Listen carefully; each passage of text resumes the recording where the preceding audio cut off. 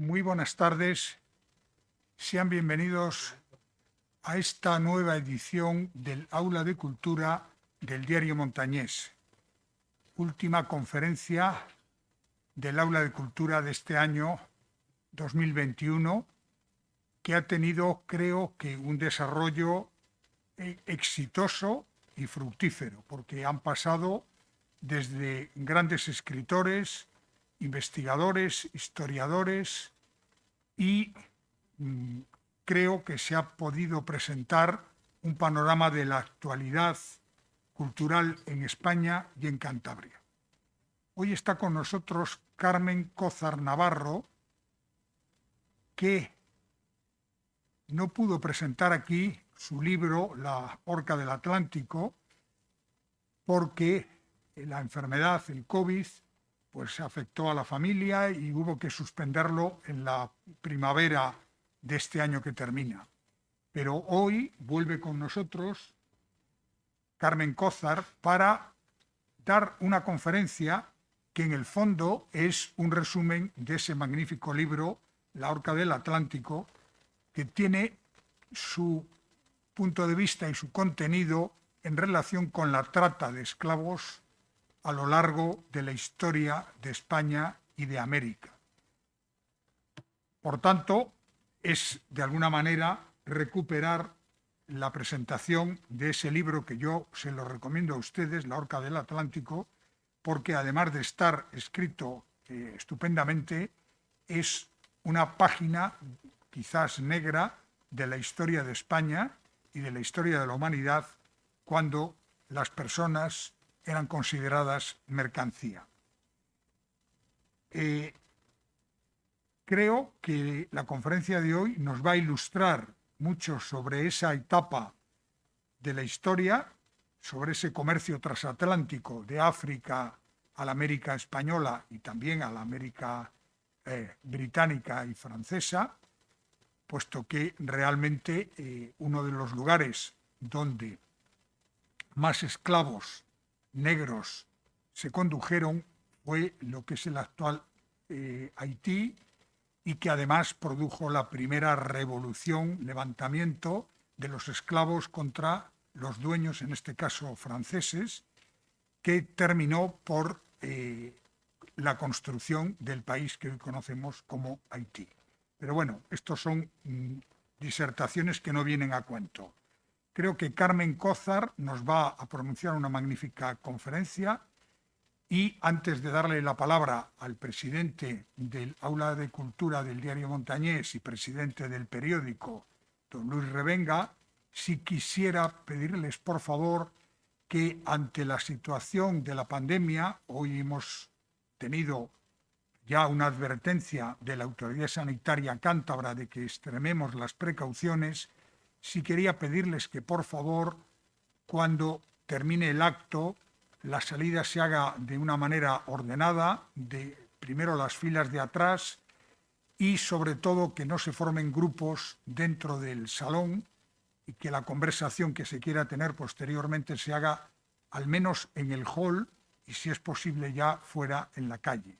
Porque como digo, nos están pidiendo que extrememos las precauciones para impedir la expansión de esta nueva ola del COVID-19.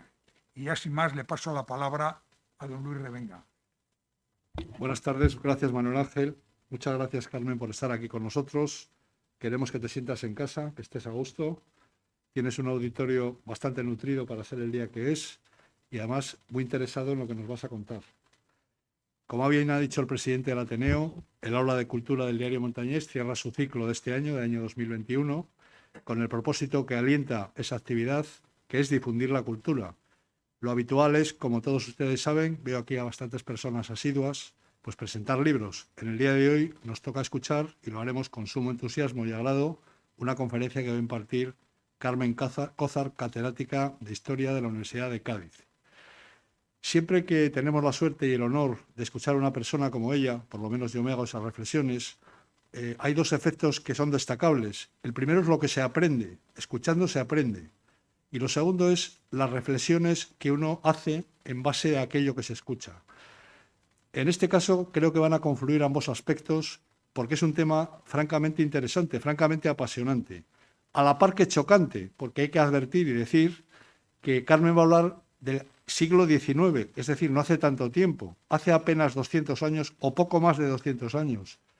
Y lo que nos va a contar es nada más y nada menos que las vicisitudes del tráfico negrero que se hacía desde el puerto de Cádiz, como bien ha señalado Manuel Ángel Castañeda. Cuando alguien piensa en Cádiz, la tacita de plata, ciudad maravillosa donde las haya, grata, muy bonita estéticamente, pues no le viene a la mente esta cuestión, que es un baldón en su historia, pero al fin y al cabo fue así. No hay nada que se pueda eludir en el pasado de cualquiera. Cádiz, por otro lado, pues ofrece paradigmas chocantes. Es decir, que por un lado se ensalza la figura del Marqués de Comillas, destacada por otras cuestiones, pero participante del tráfico negrero, o se ensalza la figura de Pedro Martínez Pérez de Terán, cántabro, fundador del Banco de Cádiz, que también se dedicó a esa actividad, y junto a estas dos personalidades destacadas en sus ámbitos empresariales respectivos, pues se encuentra uno también a Segismundo Moret o se encuentra uno también a Antonio Álvarez de Argüelles, ambos destacados en la defensa y proscripción de la esclavitud. A poco que se adentren ustedes en la cuestión, yo lo he hecho superficialmente con la finalidad de poder presentar a Carmen el día de hoy, pues se queda uno asombrado. ¿En qué condiciones viajaban esas personas que secuestraban en África y que desplazaban a Cuba o desplazaban a Haití en unas condiciones realmente, vamos, impresentables, inenarrables, tremendas, ¿eh?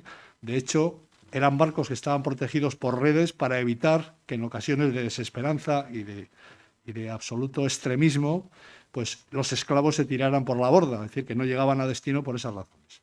Bien, de todo esto que esbozo ligeramente y superficialmente, nos va a hablar Carmen Cózar, que lo ha estudiado en profundidad, lo ha estudiado con esmero y, como muy bien ha dicho Manuel Ángel Castañeda, ha publicado el libro La Orca del Atlántico, que tiene como figura al cántabro Pedro Martínez Pérez de Terán. Muchas gracias por su asistencia. Como no voy a tener ocasión al final, les deseo a todos ustedes ahora muy feliz Navidad y vamos a ceder la palabra y vamos a dedicar un aplauso a Carmen Cózar, si a ustedes les parece bien. Muchas gracias.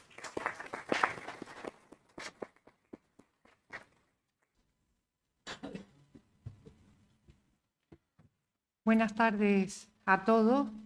Excelentísimo señor presidente del Ateneo, excelentísimo señor presidente del Diario Montañés, muchísimas gracias por tan cariñosa presentación.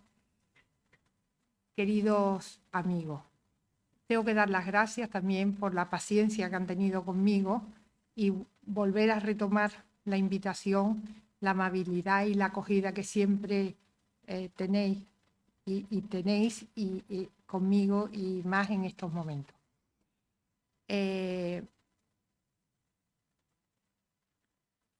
Cádiz y Santander siempre han estado muy vinculados y esta vinculación no solamente es porque los cántabros, los montañeses, como aparece en la documentación del siglo XIX, viajaban a Cádiz, porque Cádiz es todavía en el siglo XIX el principal puerto colonial de España. Por ese puerto se hacía todo el negocio colonial hasta bien entrado el siglo XIX, que es reemplazado ya por Barcelona y otros puertos de España. Decía que no solamente es porque los montañeses van a Cádiz a buscar el negocio, sino también porque muchos gaditanos tenemos ascendencia cántabra. Personalmente tengo un cariño especial por Santander porque mi abuela Pilar Arce era de Santander y ella a principios del siglo XX viajó a Cádiz pues a ayudar a su hermana Amparo, que había bajado, ellas se llamaban de apellido Arce. Había bajado con su marido y ella fue a ayudarla con sus hijos, a ayudarla a criar a sus hijos. Luego ya allí se casó con mi abuelo y ya se quedó en Cádiz para siempre. Pero yo tengo el recuerdo de ella y de las cosas que contaban. Por otra parte, la abuela de mi marido, Mami, era de Comillas. Tuve la suerte de conocerla y sobre todo tuve la suerte de que la familia Fernández de Castro conservaba el archivo familiar del naviero Ignacio Fernández de Castro y pude hacer mi tesis doctoral sobre Ignacio Fernández de Castro. Con lo cual la vinculación mía con Santander es grande, por el cariño que le tengo y porque ya varias veces he visitado la ciudad. Así que quiero deciros que muchas gracias por venir a todos a esta conferencia y sobre todo porque yo me siento aquí como en casa.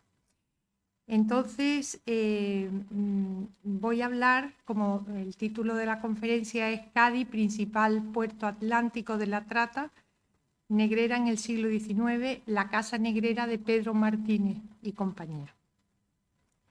Empiezo diciendo que el primer tercio del siglo XIX es en España de una gran inestabilidad política. Los ataques británicos a la ciudad, la invasión francesa y luego la vuelta de Fernando VII en 1814 como rey absoluto, que ya coincidía con los movimientos independentistas americanos que culminarían en 1825 con la batalla de Ayacucho. Sí, todo ese periodo es un periodo de gran inestabilidad política y de gran crisis económica. Durante ese periodo, consecuentemente, el comercio gaditano experimentó una gran decadencia, en la que permaneció hasta que en 1829 el gobierno le concedió a la ciudad el privilegio de puerto franco. Desde ese momento y durante los 4 años que duró la concesión, la actividad mercantil y portuaria de Cádiz se incrementó. Cuando el puerto gaditano pierde el privilegio en 1832, la tendencia ascendente del comercio prosiguió al iniciarse la regencia de María Cristina y se mantuvo durante todo el reinado de Isabel II, es decir, hasta 1868. En esa época, entre los años de 1830 y 1868, Cádiz recupera parte de su antiguo esplendor. No lo podemos comparar con el auge mercantil que tuvo Cádiz en el siglo XVIII, pero sí que es verdad que hay un renacimiento, una recuperación de la actividad económica de Cádiz. Entre las causas de este renacimiento económico de la ciudad, yo he citado la siguiente. En ese momento de la regencia de María Cristina y durante todo el reinado de Isabel II existe una coyuntura económica favorable. Existe también una cierta estabilidad política en España, sobre todo si la comparamos con el periodo anterior. Se ha producido la independencia de América y con ella la repatriación de los capitales de los comerciantes que estaban en América. Se ha producido también la apertura de los mercados asiáticos. Ha habido una guerra entre Gran Bretaña y China y se ha firmado la paz de Nankín con la victoria de Gran Bretaña y a partir de ahí la cesión de Hong Kong a Gran Bretaña y la apertura de los mercados asiáticos no solamente a Gran Bretaña, sino a todos los países de Europa Occidental. Se está produciendo el boom del azúcar cubano. En Cuba la producción y la exportación del azúcar está dando unos beneficios tremendos, de tal manera que le llamaban el oro blanco. Y es una producción de azúcar en los ingenios que va a ser trabajada con manos de obra esclava, manos de obra africana. En Andalucía, en la zona del Jerez, la zona de Jerez, el puerto de Santa María y Sanlúcar, se está produciendo y se está comercializando el vino de Jerez a Europa. Un vino que está teniendo muchísima aceptación, sobre todo por los británicos, y que está dando unos beneficios muy importantes.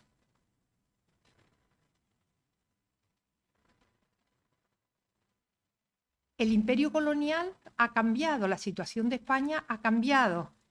El imperio colonial ha quedado reducido a la isla de Cuba, a Puerto Rico, al archipiélago filipino y a las Marianas.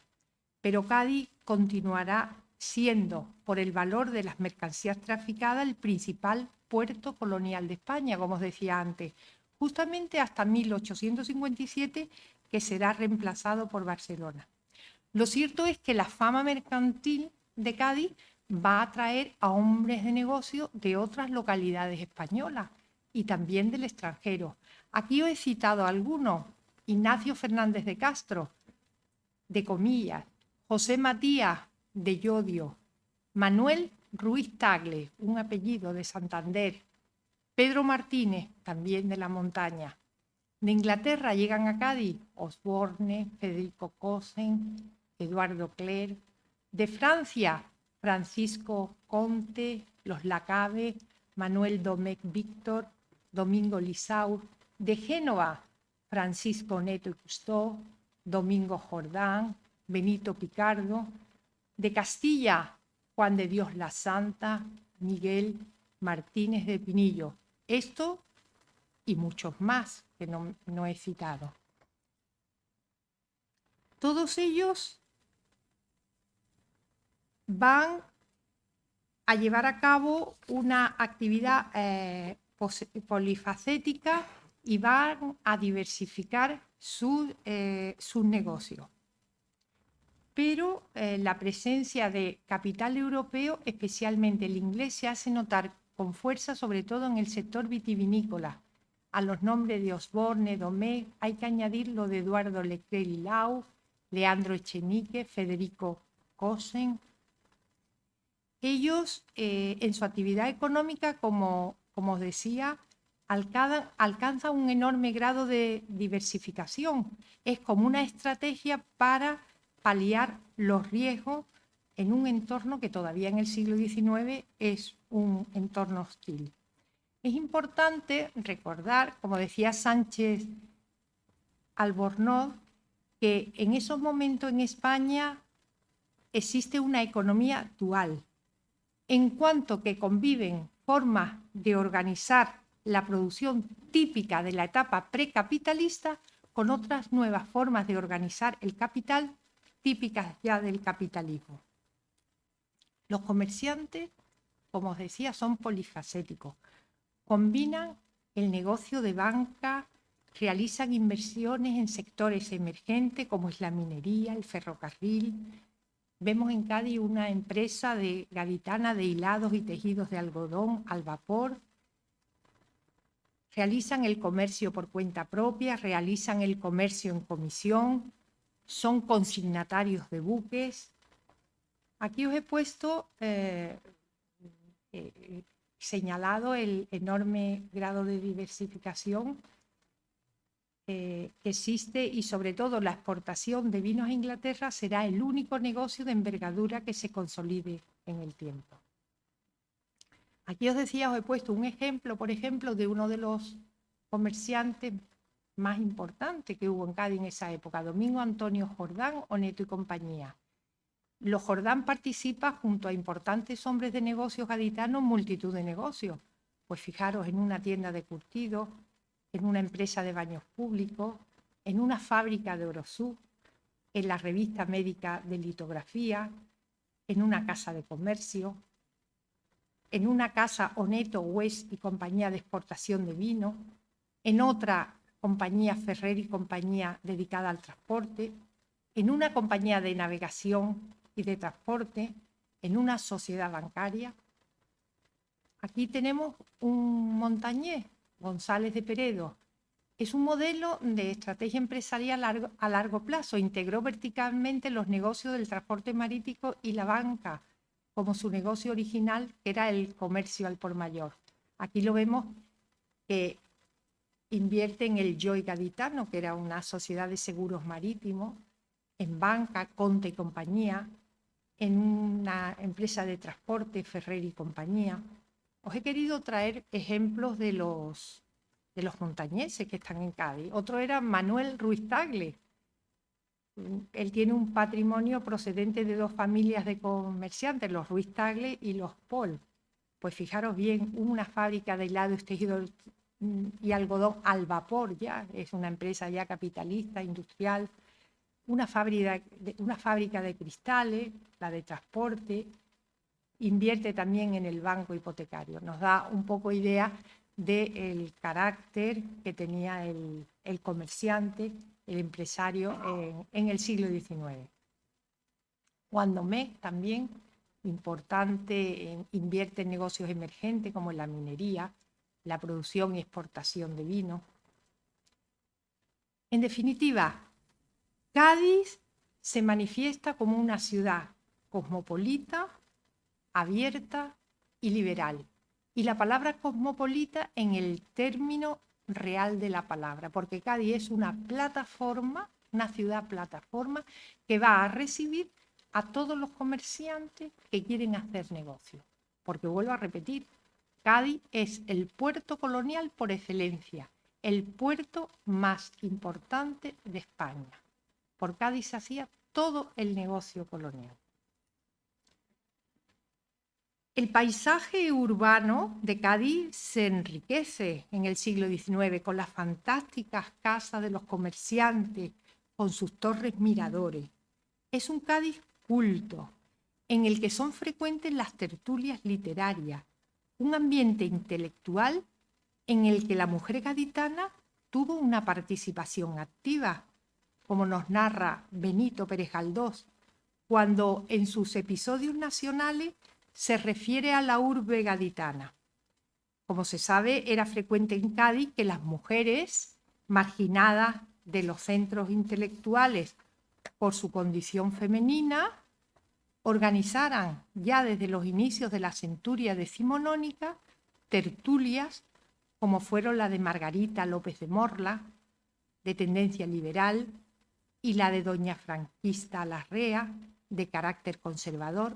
Ambas eran muy conocidas en Cádiz y hasta famosas en toda la provincia.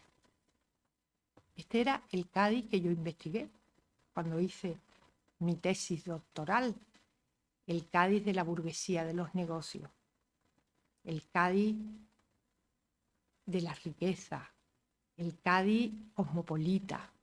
Pues bien, de pronto, frente a este Cádiz, se apareció ante mis ojos el otro Cádiz, el del tráfico de esclavos del siglo XIX. Un Cádiz que se me aparece cuando leo un comentario del cónsul británico en Cádiz, Sir John Macpherson Bray, que dice: Cádiz es la ciudad atlántica que registra el mayor tráfico de esclavos. Me pareció de todo increíble, porque yo en mi investigación no había visto nada sobre ese tema.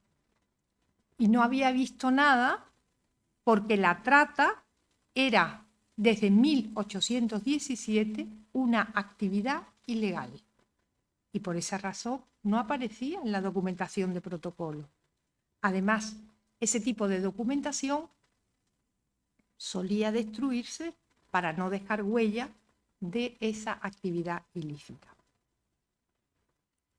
Efectivamente, los británicos, los franceses, los daneses, los portugueses, los alemanes, los españoles habían estado realizando un tráfico desde el siglo XV, siglo XVI, XVII y XVIII. Y el principal traficante de esclavos, uno de los mayores esclavistas en las centurias anteriores, había sido los británicos. Los británicos, que pongo aquí este mapa para ver cómo ellos hacían un comercio. Bueno, aquí me han dicho que se señale, si tengo suerte. Sí, ahora. No sé si se ve la luz. ¡Ay, qué mal! A ver. Ah, sí, vale. Un negocio triangular, es decir, los buques salían de los puertos británicos cargados de todo tipo de mercancía. Daros cuenta que Inglaterra ya ha hecho su revolución industrial. Las maravillosas telas y otras mercancías viajaban hasta las costas de África y aquí hacían un intercambio, un negocio de trueque, cambiaban las mercancías por los africanos esclavos. Los buques cargados de esclavos viajaban hasta América del Norte para trabajar en los campos, en el algodón. Una vez que dejaban aquí los esclavos, los barcos llenos de algodón, café, cacao, retornaban otra vez a Bristol. ¿Cuál es el rasgo importante de los británicos? Que ellos los beneficios que sacaron de este comercio lo van a invertir en la producción de bienes y servicios, es decir, lo van a invertir en modernizar su estructura productiva, en definitiva, en hacer su revolución industrial. Cuando ellos ya, a la altura de 1807, han hecho su revolución industrial, deciden abolir el tráfico de esclavos. Y en 1815, en el Congreso de Viena, plantean a todas las naciones que procedan a llevar a cabo también la abolición del tráfico de esclavos. Fue así como, a partir de 1815, los británicos van a llevar acuerdo con estas naciones europeas para abolir este tráfico. Y el 19 de diciembre de 1817, británicos y españoles firman un tratado para abolir ese tráfico de esclavos. Ambas naciones se comprometían a perseguir el tráfico ilícito. Como mecanismos receptores de la trata, se fijaban el derecho de visita a los buques sospechosos y la creación en un año de 2 comisiones de carácter mixto, compuesta por británicos y españoles, que residiría una en Sierra Leona, que está por aquí, por esta zona, una comisión, y otra comisión residiría en La Habana.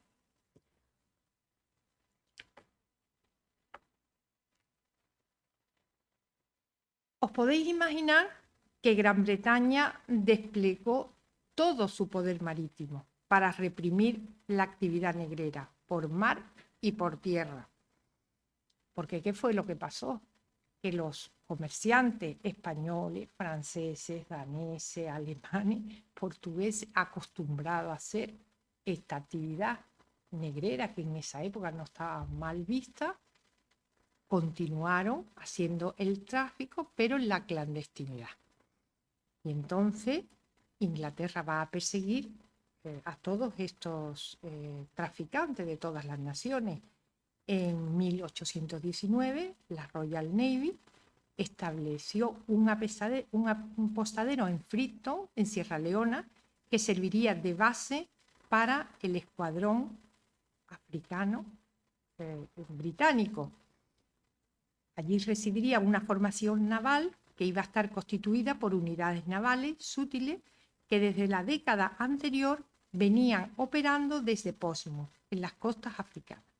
Su misión sería ahora perseguir a los buques negreros en el Atlántico Norte, destruir las factorías en tierra y liberar a las personas sometidas a la esclavitud. Como os decía antes, a pesar de ese tratado, los comerciantes continuaron haciendo este tráfico. Y este fue el caso de nuestro personaje, Pedro Martínez Pérez de Terán, que fue junto a Pedro Blanco, fueron 2 de los mayores negreros de la primera mitad del siglo XIX. Pedro Blanco era malagueño y ahora vamos a estudiar a Pedro Martínez. Pedro Martínez, nuestro personaje, nace en Soto de Campoo, Santander, el 12 de agosto de 1792. Una zona de precariedad económica y laboral que van a determinar a Pedro, como a tantos otros jóvenes de la región, a emigrar a América en busca de fortuna. Y él se va a dedicar a la actividad mercantil. para mí fue muy importante venir aquí y visitar Campoo y visitar la iglesia de Campoo, donde bautizaron, y ver la pila. No sé, yo lo necesitaba. Ver la escuela de Campoo, ver el entorno donde él vivió sus primeros años, su juventud. Es una zona deprimida, es una zona pobre y era normal que los jóvenes, llegado un momento, se fueran a hacer las Américas. Y entonces él se va a dedicar a la actividad mercantil y se va a dedicar al tráfico de carga entre La Habana y México. Y en este tráfico llegó a ser capitán de los buques, llegó a acumular un importante capital con transacciones contrabandistas exitosas. Aquí pongo sus padres, eran Francisco Martínez, María Pérez de Terán, y él se casa en 1820 con María Paz Sánchez Ayola, que es hija de un emigrante español que se ha establecido en México. La conoce en México y se casa con ella. El matrimonio no va a tener hijos y luego Pedro va a tener 2 hijos fuera del matrimonio, precisamente con una gadita. En esos momentos, en 1820, su fortuna ascendía a 400.000 pesos fuertes. Para que os hagáis cuenta, para que os deis cuenta, el peso fuerte es como el duro, el antiguo duro, 5 pesetas. Si multiplicamos por 5, pues son 2 millones de pesetas.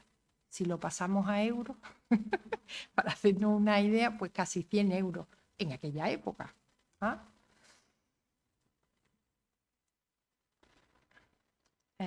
Os decía que su trayectoria profesional la empieza como en los buques, como capitán, y en ese mismo año se halla ya vinculado al tráfico de esclavos y se hallaba en Boa Vista, en Cabo Verde, esperando la goleta de su propiedad, San Salvador. Es un buque americano que se ha construido en Baltimore. Su capitán es José Álvarez y el buque navegó en pabellón portugués para camuflarse y se dirigió a las costas de África para tomar un cargamento de esclavos. Cuba ya por esa fecha se había convertido en la economía de más rápido crecimiento en el Caribe y en uno de los importadores más agresivos de mano de obra africana, que va a ser utilizada como mano de obra para trabajar en los ingenios de azúcar. Y aquí os pongo este organigrama porque Pedro Martínez es un comerciante más, como los que hemos visto anteriormente. Es el prototipo de hombre de negocios de la época. Está presente en distintos sectores también en una estrategia de mitigación de riesgo, y él se dedica al tráfico de mercancía, pero también se dedica al tráfico de esclavos. En la documentación aparecen como carbones, sacos, bultos. Es un tráfico ilícito. Se dedica al negocio de comisión y se dedica al negocio de la banca también. Realmente él vive en Cuba, pero ya se afianza en el mercado de esclavos y en 1827 ya él está pensando trasladarse a Cádiz. Pero antes yo creo que hace como un ensayo y se pone en contacto con un comerciante, también negrero, que está viviendo en Cádiz, que se llama Pedro Felipe del Campo Lavarrieta, y va a crear con él una sociedad que se llama Campo Lavarrieta y Martínez. Y le va a pedir a Pedro Felipe del Campo Lavarrieta que se encargue de los negocios, del tráfico en Cádiz. La sociedad es una sociedad familiar y se va a crear con un capital social de 100.000 pesos fuertes, es decir, unas 500.000 pesetas. Y en La Habana va a crear una sociedad, va a fundar una sociedad que se llama Martínez, Carballo y Compañía, y con él va a actuar otro montañés, Jerónimo Roy de la Parra. En Matanza va a ser como una especie de sucursal y están los Pérez hermanos. La sociedad tiene la razón social Pérez hermanos. Esta sociedad va a durar, la va a organizar por 3 años, de 1827 a 1830. Ella está pensando venirse a Cádiz porque el clima de Cuba no era muy saludable. Y ya él está queriendo venirse a Cádiz. Porque además la bahía de Cádiz ofrecía unas condiciones magníficas para la navegación a vela. Era un puerto abrigado que facilitaba el contrabando y el tráfico clandestino. Y aquí pude localizar los buques de la casa Campo, Labarrieta y Martínez. Aquí veis que son goletas y bergantines. La goleta María, el bergantín San Pedro, alias el Marinero, el bergantín Rosalía, la barca Griego, la goleta William Gardner. Pues bien, he contabilizado con la documentación que he encontrado y he visto que los buques de la casa Campo, Labarrieta y Martínez transportaron en tan solo 4 años un total de 3.104 esclavos, desde las costas africanas hasta Cuba, que desembarcaron de ese número 2.874, porque muchos morían durante la travesía.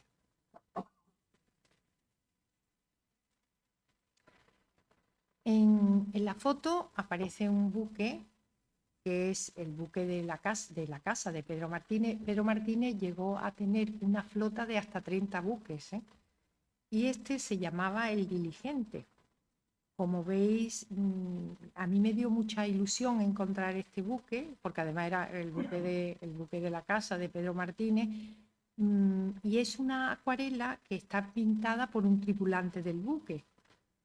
Y este buque aparece descrito en la obra de Baltimore Clipper, y aparece, entre comillas, como líneas largas y estrechas y elegantes, la armadura muy ligera, los panoles bajos, de una longitud mayor que media cubierta, las vergas de proa tremenda para el tamaño del buque y todo el diseño dominado por unas enormes dimensiones. Este tipo de buque es un buque de vela, pero ya es la innovación que hay en esa época. En esa época hay 2 innovaciones en el transporte marítimo, que es el vapor y es el clipper en el buque de vela. El clipper es un buque de vela que se construye con un casco muy alargado, muy afinado, para que adquiera una gran velocidad, pero a la vez tiene una gran capacidad de carga. Y este es el Diligente. Pero realmente ya a estas alturas, los británicos conocían bien la estrategia que los Martínez utilizaban, porque ellos falsificaban la documentación del buque y de la tripulación. Aprovechaban las crisis de gobierno para hacer el tráfico de esclavos. Cuando se producía una guerra carlista, cuando había un cambio de gobierno, las prácticas fraudulentas estaban a la orden del día, en Cádiz y en La Habana. Las autoridades se dejaban sobornar fácilmente por estos negreros. Violaron los tratados en los puertos receptores de esclavos, que fundamentalmente eran Cuba y Brasil. Los beneficios que daba este negocio eran tan elevados, tan grandes los beneficios que daban, que no les importaba para nada correr el riesgo de ser apresados.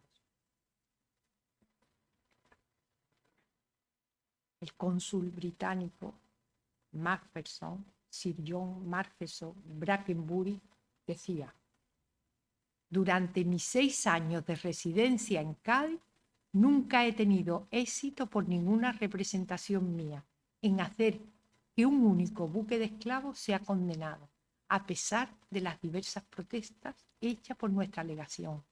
Estas fueron desviadas de su propósito. Se protestaba, llegaba la protesta a la autoridad competente y ponían excusa y miraban para otro lado. Lo mismo le pasaban a los comisarios británicos en La Habana, Mr. William y Maclay. Denunciaban a la goleta Gallito, a la Herculina, a la Indagadora. No pasaba nada. Sí es cierto que ya, yo pongo aquí, Cádiz era realmente una prolongación de La Habana en lo económico y financiero, pero también en las prácticas corruptas. Pedro Martínez va conformando su clan, el clan de los Martínez. ¿Por qué? Porque él va a confiar en sus familiares, en sus paisanos para los puestos de mayor responsabilidad en la compañía. Porque claro, la confianza en esa época era fundamental, sobre todo para desempeñar este negocio tan arriesgado. Entonces él confía en su primo hermano Simón Pérez de Terán, de aquí también, de la zona, de Jerónimo Roy de la Parra, otro montañés, de Pastor Pérez de Terán, de Cipriano y de Gabriel, que eran sobrinos suyos, y de Felipe de Campo, Lavarrieta. Este era el único vasco. Pero estos van a ser los hombres de confianza, son familiares y paisanos. Y va conformando su red a lo largo de todo el Atlántico. Él tiene por aquí, por la costa de África, tiene sus corresponsales, tienen apoderados en las islas, Puerto Príncipe, Santo Tomé, tiene sus corresponsales que son los que van a hacer el negocio del tráfico de esclavos. Tiene sus corresponsales aquí en La Habana, en esta zona, y también en Inglaterra. Y por aquí, por todos estos puntitos negros son sus corresponsales. Son hombres de su total confianza. De tal manera que vemos que la empresa de Pedro Martínez se internacionaliza. Se ha internacionalizado.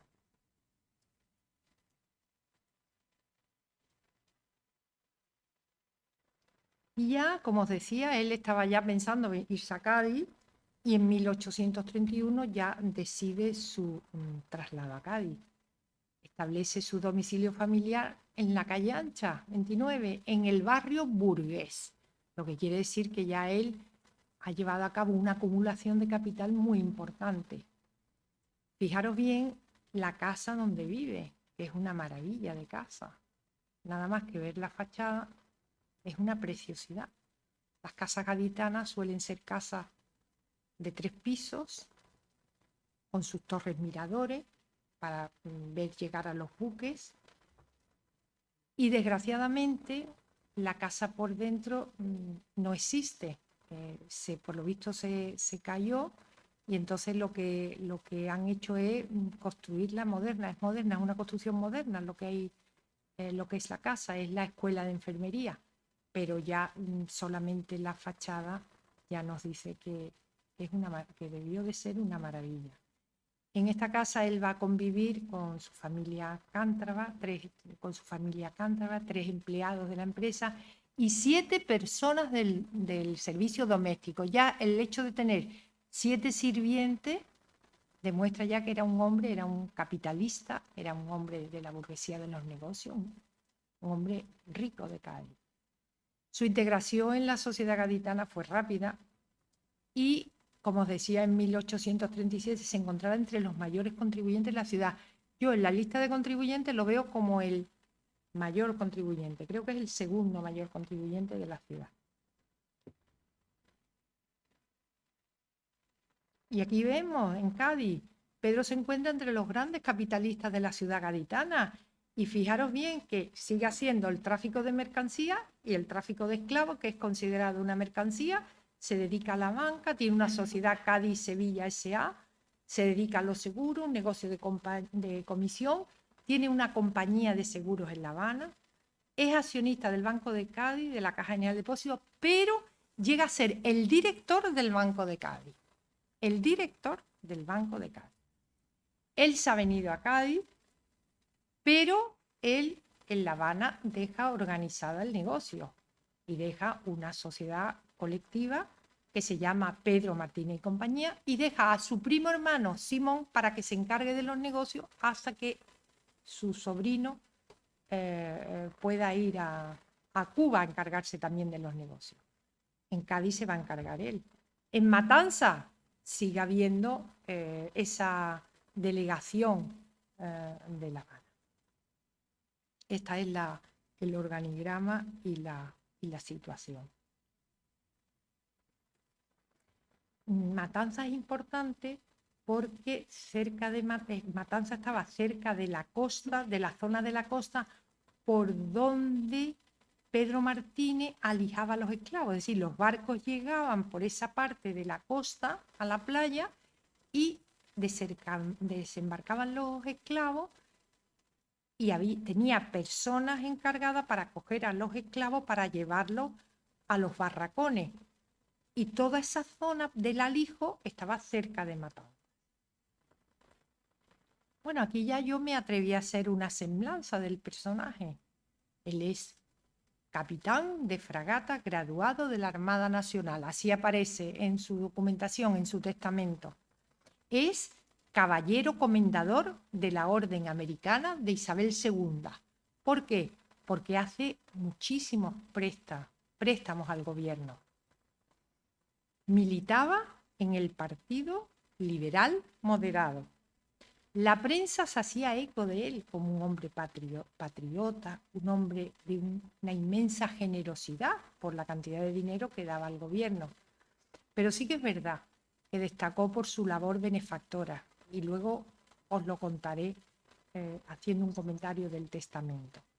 Él se preocupó muchísimo, por ejemplo, de unos primos de su mujer que se arruinaron, entonces le pasaba una cantidad de dinero. Sí que es verdad que fue benefactor. Pero bueno, esta es la semblanza, digamos, de Pedro Martínez, la que aparece en la prensa española, los diarios españoles. Y sin embargo, fijaros bien lo que dice de él, lo que decía de él Terence Mahon Hughes, que es un viajero inglés que visita Cádiz y le gusta mucho Cádiz, habla de la elegancia del gaditano, visita el casino de Cádiz, trata con los comerciantes, lo bien vestido que van los gaditanos, es exquisito el libro. Pero cuando habla de Pedro Martínez dice: Pedro Martínez ha realizado el comercio con carne humana desde muy joven y ha realizado por el vil tráfico 3 millones de dólares. Era el más extenso e inverterado tratante de esclavos del mundo. Era un hombre muy común y de apariencia siniestra. Sobre su frente llena de surcos me parecía ver estampadas las iniquidades de su profesión. Era un británico, Le llega a llamar que su fisonomía parecía una orca con H.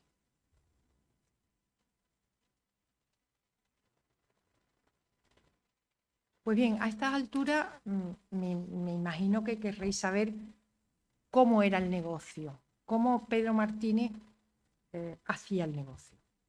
Entonces, en cuanto a los periplos, seguido por los buques de la casa de Pedro Martínez, normalmente él utilizaba 2 rutas. Luego este esquema no era flexible, no era inflexible, sino que de vez en cuando se utilizaban otras rutas, pero fundamentalmente era Cádiz, Gibraltar, África, Cuba y Cádiz. Esa era una ruta. La otra ruta era Cuba, Cádiz, Cuba, África, y en viaje redondo, África volvían a Cuba. Esas eran las dos rutas. Entonces, los buques salían de Cádiz, primera ruta, y hacían media carga en Cádiz y luego terminaban de cargar en Gibraltar. En Gibraltar cargaban mercancías británicas, cargaban pólvora, cargaban rifle que le gustaban mucho a los reyesuelos africanos. Y a continuación se dirigían directamente para cargar esclavos a los establecimientos de la costa de África. Era la zona del Viejo y Nuevo Calabar, la zona de Boni, Judá, el estuario del río de Gallina, actualmente conocido como el río Moa, una cuenca hidrográfica en la costa occidental de África, situada en el sur de la colonia inglesa de Sierra Leona y colindante con la República de Liberia. Es decir, toda esa zona que yo señalé antes, toda esta zona de por aquí, toda esta zona, llegaban los buques con las mercancías y van a hacer ese negocio de trueque con los reyesuelos africanos. Pero aquí quiero hacer una aclaración. Esos reyesuelos africanos realizaban entre ellos guerras tribales entre las tribus para captar esclavos, prisioneros, para vendérselos a los negreros europeos. Es decir, que ellos mismos participaban de este negocio también.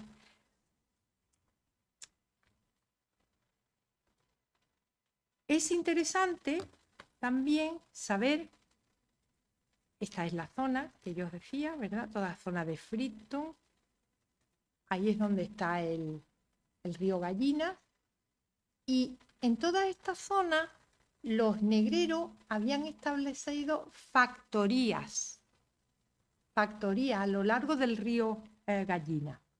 El otro día estuve en una exposición que hay en Madrid y saqué esta foto de lo que era una factoría. Pues estas son las factorías donde los apoderados que estaban en las costas de África habían ya previamente convenido con los reyesuelos y los esclavos esperaban en estas factorías, que eran estos establecimientos, que veis que eran verdaderas unidades muchas veces económicas, porque se realizaban trabajos agrícolas, ganaderos, pesca. Bueno, pues ahí estaban depositados los esclavos. Las factorías eran 8, era la factoría de Don Bocoro, Paisby, Quimbo, Mina, Yiriquiri, Camasuro, Comatindo y Fero. La de Pedro Martínez era la de Don Bocoro. Pedro Martínez tenía una gran factoría en las costas de África, que era la de Don Bocoro. Estos eran, como os decía, eran establecimientos permanentes para alojar a los esclavos conforme fueran llegando, de manera que los barcos cuando llegaban a las costas no tuvieran que esperar ni dedicarse a largos regateos con los reyesuelos tribales, sino que ya esa labor lo hacían los apoderados que estaban en las costas. Gallinas se convirtió en uno de los principales centros de la trata prohibida y en el mayor suministrador de esclavos negreros, cubanos, brasileños y estadounidenses, en plena era de la abolición. Los factores de aquellas localidades hacían el negocio de trueque con los reyesuelos, como os decía, cambiando con ello las mercancías, pues pólvora, vinos, aguardiente, telas, armas, sal, por los esclavos cautivos. Y finalizado el negocio, los buques volvían a Cuba y por la costa pues alijaban los esclavos, y aquí había también factores apoderados de Pedro Martínez que ya se encargaba de llevarlos los barracones ya para ya las subastas y la posterior venta. La otra ruta, como os decía, era directamente de Cuba, iban a las costas de África, hacía todo el proceso que ya hemos explicado, y en viajes redondos volvían aquí.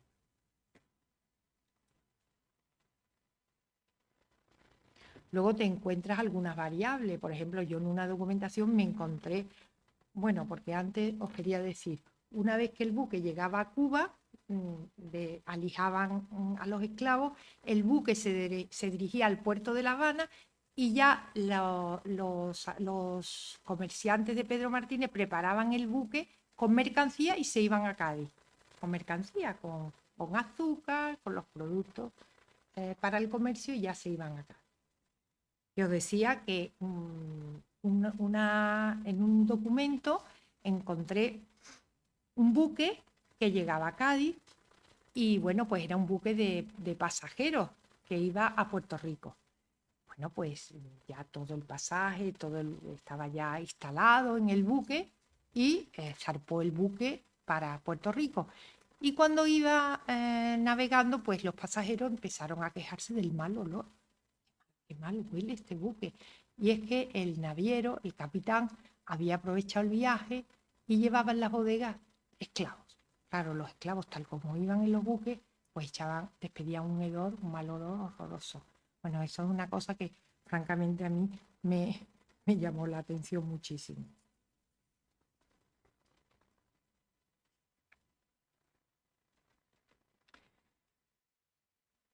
Bien. Aparentemente, estos veleros que transportaban a los africanos en nada se diferenciaban de los buques mercantes destinados al tráfico de peaje y mercancías. Hemos visto cómo una vez que alijaban a los esclavos, el buque era cargado con mercancías. Sin embargo, estos buques presentaban una serie de modificaciones en su configuración que los señalaban como buques destinados a la trata. Así, por ejemplo, los buques destinados a la trata, debajo de la cubierta superior, llevaban una cubierta falsa, móvil, completa y perfecta, llamada cubierta de los esclavos, donde iban esposados y hacinados. Generalmente en estos buques las escotillas estaban abiertas, pero el hueco de las escotillas estaba atravesada con barras de hierro que, si bien permitían la entrada del aire y de la luz, impedían que los esclavos accedieran a la cubierta. Y por lo general estos buques llevaban una tripulación más numerosa que la de los barcos mercantes dedicados al tráfico ilícito. Solían ser buques rápidos, dotados de armamento, incluso de artillería. Llevaban grilletes. Los esclavos iban sujetos con... Bueno, esta es la escotilla del buque negrero, que es un dibujo que me hizo mi cuñado, pero para que veáis cómo iban atravesadas las barras, que les permitía respirar, pero les impedía salir. Pues fijaros cómo iba. Los esclavos iban hacinados y muchas veces morían unos al lado del otro, se hacían las necesidades, con lo cual eran muy vulnerables a coger enfermedades, por lo que muchísimos morían en la travesía. Otro indicio de que delataban a estos mercantes de que eran buques esclavistas eran las cocinas, porque las cocinas estaban equipadas con unas ollas enormes, con una gran capacidad como para cocinar para 200 o 300 personas, que era normalmente estos buques transportaban de 300 a 400 africanos. Yo solamente me he encontrado un buque que transportó 600 africanos, eso era una excepción. También estos buques llevaban enormes barriles de agua. Estos barriles de agua se llamaban marineros, que se estibaban bajo la cubierta de esclavos. Estos marineros tenían un tamaño inusual, puesto que se necesitaban toneladas de agua para dar de beber en la travesía a los esclavos. Solían también llevar grilletes, muchos de ellos para mujeres, para niños. Todo esto delataba al barco como esclavista. Aquí hay alguna de las fotos más impactantes, ¿no? ¿Cuánto costaba un esclavo? El precio de los negros de primera talla y de edad de 20 o 30 años, según el clamor público, que está datado en el 6 de julio de 1845, de edad de 20 años y 30 años en las factorías de África, era de 15 duros, 75 pesetas. a lo más. Y transportada a la isla de Cuba se compraba ya por 400 duros, 2.000 pesetas, pero es que este precio se multiplicó por 5, con lo cual los beneficios que estos hombres sacaban eran tremendos. Lo que sí es cierto que a partir de 1835 los británicos, viendo que no se cumplía el tratado, pues propusieron a los españoles hacer otro nuevo tratado en esa fecha del 35. Y a partir de esa fecha los británicos van a intensificar muchísimo la vigilancia, tanto en las costas de África como en la zona de las Antillas. Existían espías, agentes británicos, que estaban desplegados por toda la isla, que denunciaban a las autoridades cualquier persona, cualquier barco que fuera sospechoso. Y la ley de 1835 permitía detener, capturar a un buque solo por ser sospechoso de ser un buque negrero, aunque no llevara esclavos dentro. Pues bien, ya a partir de esa época empezamos a ver que se produce ya la crisis de la sociedad de Pedro Martínez, porque pasan una serie de acontecimientos como fue la crisis interna de la sociedad en La Habana, sobre todo desavenencia entre los socios. Luego el nuevo tratado de 1835 le afectó muchísimo porque él estaba fichado ya como un negrero y entonces los británicos apresaron a muchos de sus buques como el Cazador, el Veterano alias Veloz, la Circe, la Elisa, la Davison, la Vanguardia, entre otros, con lo cual tuvo unas pérdidas tremendas. Los británicos incendiaron su factoría negrera de Don Bocoro, la incendiaron. La factoría que él tenía en Ribadavia la incendiaron, con lo cual, entre los barcos capturados y la factoría incendiada, tuvo unas pérdidas tremendas. Fallece su amigo, Pedro Felipe del Campo, que eso también le afectó. Era el hombre de Cádiz con el que realmente hacían los negocios. Y luego ya, el 25 de noviembre de 1856, ya él está mayor, fallece en su casa gaditana de la calle Ancha. El Correo de Madrid se hacía eco de la noticia y decía: ha fallecido en Cádiz el rico capitalista don Pedro Martínez, una de las personas más notables del partido moderado de aquella ciudad. Os decía que él en su vida tuvo una labor benefactora y he querido terminar esta conferencia contando el testamento, lo que él donó. Él donó al Hospicio de Cádiz 2.000 pesos fuertes, al Hospital de San Juan de Dios de Cádiz 2.000 pesos fuertes, al Hospital de Nuestra Señora del Carmen 1.500, a la Casa del Niño Jesús de Cádiz 1.500, al Convento de Santa María de Cádiz 1.000, al Convento de la Candelaria 1.000, al Convento de las Descalzas de Cádiz 1.000, pero él a las familias pobres de la ciudad 5.000, a las obras de la Catedral de Cádiz 2.000,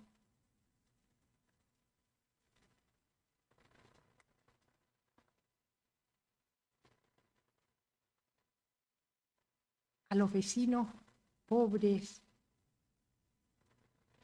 de Campó 3.000, porque él no se olvida de su gente, no se olvida de sus vecinos. A los vecinos pobres de Villar 3.000, a los vecinos pobres de Pruaño 3.000, a los vecinos pobres de Ormás 3.000 también, a la Escuela de Primeras Letras de aquí, de Campo de Soto 4.000. Y bueno, ese es Pedro Martínez de Terán. Muchas gracias por su atención.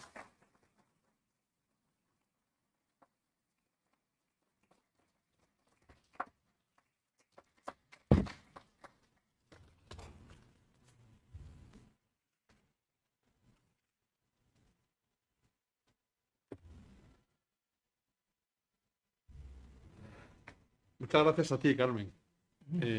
Aparte de tus conocimientos, que son evidentes, encarnas la virtud de la elegancia gaditana como nadie.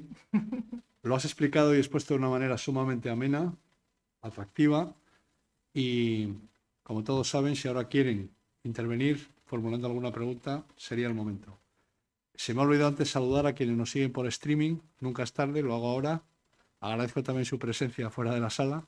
Nos siguen también por streaming, Carmen. Entonces, si alguien quiere hacer alguna pregunta, encantados. Caballero.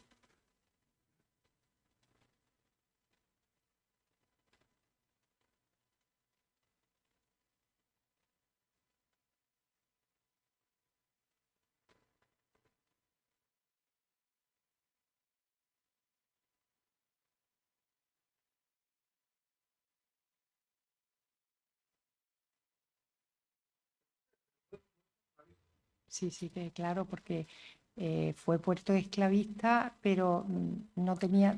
Sí, sí, por supuesto. Bueno, antes de contestarle, sí que quiero tener un recuerdo especial para don Íñigo Aguilar, que aunque le doy las gracias en el libro, desde aquí le doy las gracias y todo mi afecto por lo que me ha ayudado en este trabajo de investigación. Pues no, no tiene una calle, no tiene una calle. Era un hombre desconocido, el Marqués de Comillas, porque realmente los servicios que hizo al Estado y los servicios que hizo a España fueron muy grandes.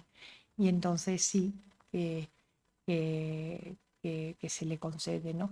Pero todo esto que estamos estudiando ahora en el proyecto nuestro de investigación, todo esto estamos sacando a la luz un tráfico que es el tráfico ilícito, porque tráfico y esclavitud ha existido desde el siglo XV, pero este tráfico, que es un tráfico prohibido desde 1817, es un tráfico que se hacía bajo cuerda, no existe documentación, como ya he dicho. Entonces, este hombre no lo conocía nadie. En la documentación británica que yo he manejado, decía Pedro Martínez, y mis compañeros decían, ¿pero quién es este Pedro Martínez? O sea, yo lo he sacado a la luz. Nadie conocía a Pedro Martínez, era un gran desconocido, pero nadie conocía a Pedro Martínez y nadie conocía a muchos coetáneos suyos que hicieron este tráfico. Entonces no existe una calle. Entonces ahora lo que están quitando son las calles y están quitando las estatuas, que yo eso tampoco lo veo muy normal porque es una manera de, vamos, yo pienso juzgar el pasado con los valores del presente y empezar a derribar estatuas. Tendríamos que ir al Museo del Prado y quitar unos cuantos cuadros, pero bueno.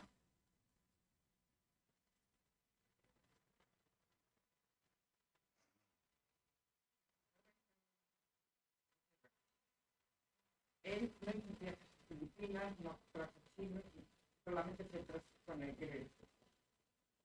Sí, sí, efectivamente, porque en esta época también cuando la persecución británica empieza a ser tan grande, los negreros encuentran muchísimas dificultades en llevar africanos a Cuba ni a Brasil. Y sobre todo en Cuba necesitan mano de obra. Entonces se les ocurre suplir o completar la mano de obra africana con chinos culíes. Y hay un tráfico también, pero ese tráfico era un tráfico legal, no era un tráfico ilegal, era un tráfico legal. Aunque luego, cuando lo estudias y analizas, te das cuenta que realmente es también un tráfico humano, porque las condiciones de los contratos y las condiciones en las que se hacían ese tráfico eran muy parecidas a la del tráfico de los africanos. ¿De qué cifras hablamos? Es tanto como se ha leído en algunos sitios de 6 o 8 millones de personas que se llevaron a África. Pues mira, a Brasil, sobre todo. 12 millones de africanos fueron transportados del continente africano a América, al continente americano, en los 3 siglos que hubo tráfico. 12 millones y medio. Lo que eso va a significar no solamente para América, para los 3 continentes, para Europa, sino también para África, porque África fue tremendo, ¿no? la población que salió de allí demográficamente para África fue tremendo. Y con esos 12,5 de africanos viajaban también una cultura, viajaban unas tradiciones, unos bailes, unos productos de alimentos, sus costumbres, y todo eso se llevó al continente americano.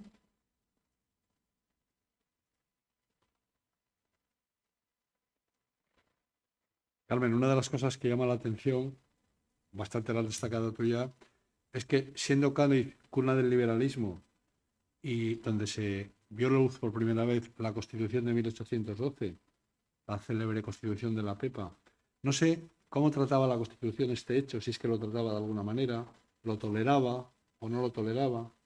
No sé si me puedes decir Sí, algo sí. sobre ese punto. En las Cortes de Cádiz, cuando se está haciendo la Constitución, este tema fue planteado. El tema, porque una cosa es el tráfico y otra cosa es la esclavitud. Entonces, el tema de la esclavitud, de abolir la esclavitud y abolir el tráfico fue planteado. Dio lugar a debates muy encendidos, pero llegó un momento que los intereses económicos eran tan grandes que se suspendió el debate, se miró para otro lado y aquello siguió adelante.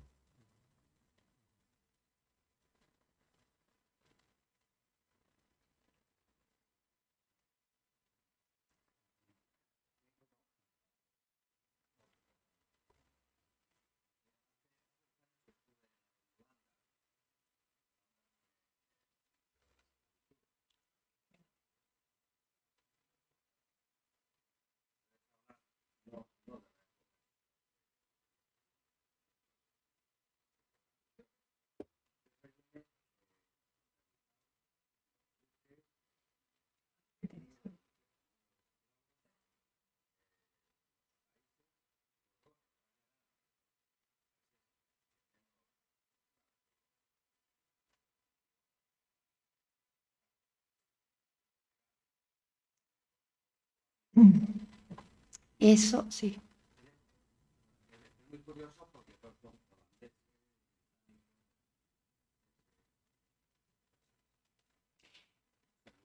El tema de los buques, o sea, identificar los buques, en este caso, los buques que utilizaba Pedro Martínez, ha sido de lo más difícil. ¿Por qué? Porque ellos, para burlar a los británicos, camuflaban el buque y ponían banderas portuguesas. ¿Por qué?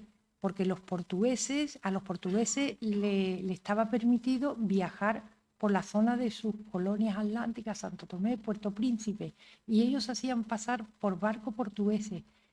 Entonces, de verdad, ha sido una labor impresionante, dificilísima, porque además los buques se venden, los venden, cambian el nombre. De hecho, yo en el libro pongo, este buque se llamaba Cazador Antigua Nuestra Señora del Carmen. Y es difícil. Entonces, ahora mismo el grupo en el que estamos nosotros y sobre todo el grupo de la Universidad de Harvard que está trabajando con nosotros, pues está haciendo precisamente, a partir de los estudios que estamos haciendo, está identificando los buques a partir de las investigaciones que estamos haciendo. Y la base de datos se está enriqueciendo muchísimo. Pero claro, yo, por ejemplo, el buque que he dicho antes, iba con bandera portuguesa y era un buque de Pedro Martínez, ¿sabes? O sea, que eso es muy difícil y gracias a los trabajos que se están haciendo, se están identificando bien los buques. En la zona del Nervión había familias acaudaladas importantes que, junto con otras de Santander también importantes, tenían barcos negreros, que parece ser que la media del tráfico que solían hacer podía ser como de 5 viajes. Eran unos barcos, una construcción muy sencilla, muy barata, porque solamente tenían una vida de 5 viajes. Después ya les acusaban y tenían que volver a construir otra vez. Efectivamente. Bueno, estamos ahora mismo en un proceso de búsqueda, de investigación. A mí se me ocurrió hacer porque mi compañero de facultad me lo dijo. Investiga Pedro Martínez, que estuvo en Cádiz y tiene los protocolos de Cádiz. Bueno, en los protocolos no encontraba yo que tenía una actividad negrera, pero claro, ya con la otra documentación británica ya pudimos ir viendo, ¿sabes? Ya íbamos identificando. Y bueno, todo esto está ahora mismo en proceso y se ha enriquecido muchísimo la cantidad de... Estamos viendo muchos comerciantes gaditanos, familias de gaditanos que eran negreros. Bueno, gente no... Solamente era el tráfico de esclavos, que después pues, muchas familias sus antepasados han estado en Cuba o en otros países y supongo que han tenido también esclavos. O sea que nadie está libre de... Nada. Y ocultar esto a estas alturas... Efectivamente. Lo que yo pienso, yo personalmente como historiadora, lo que hago es, lo que pienso hacer estas cosas para que no se vuelva a hacer, para que aprender la lección y desgraciadamente se está haciendo. Todavía se sigue haciendo tráfico humano, desgraciadamente. Pero bueno, para que no se repita. Sí. Muy bien, lo siento mucho, pero se nos ha echado la hora encima. Así que vamos a dar por concluido el acto. Vamos a dedicar un aplauso a Carmen.